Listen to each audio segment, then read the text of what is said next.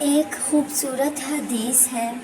رسول اللہ صلی اللہ علیہ وآلہ وسلم نے فرمایا، جب کوئی آدمی مرتا ہے اور اس کے رشتہ دار جنازے میں مصروف ہوتے ہیں تو اس کے سر کے پاس ایک انتہائی خوبصورت آدمی کھڑا ہوتا ہے۔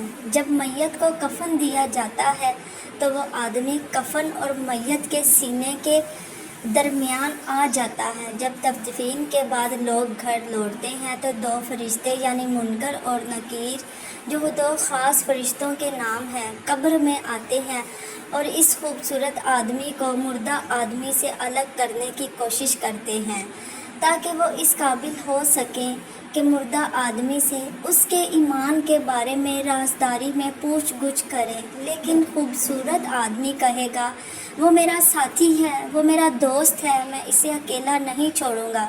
اگر آپ کو تفتیش کے لیے مقرر کیا گیا ہے تو آپ اپنا کام کریں، میں اسے اس وقت تک نہیں چھوڑ سکتا جب تک کہ میں اسے جنت میں داخل نہ کر لوں۔ اس کے بعد وہ اپنے مردہ ساتھی کی طرف متوجہ ہو کر کہتا ہے کہ میں وہ قرآن ہوں جسے تم پڑھا کرتے تھے، کبھی بلند آواز میں اور کبھی دھیمی آواز میں۔ فکر نہ کرو، منکر نکیر سے پوچھ گچھ کے بعد تمہیں کوئی غم نہیں ہوگا۔ جب پوچھ گچھ ختم ہو جاتی ہے تو خوبصورت آدمی المعلا جنت کے فرشتے سے اس کے لیے مشک سے بھرا ہوا ریشمی بستر ترتیب دیتا ہے۔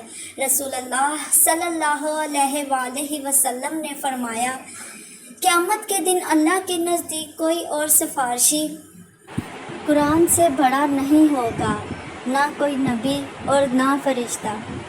برائے مہربانی اس حدیث کو سب تک پہنچاتے رہیں، کیونکہ رسول اللہ صلی اللہ علیہ وآلہ وسلم نے فرمایا، مجھ سے علم پہنچا دو، خواہ ایک آیت ہی کیوں نہ ہو۔ اللہ تعالی ہم سب کو یہ توفیق عطا فرمائے، آمین۔ مزید اس طرح کی حدیث مبارکہ کے لیے چینل کو لائک کریں، کمنٹ کریں، شیئر کریں اور سبسکرائب کریں۔ شکریہ۔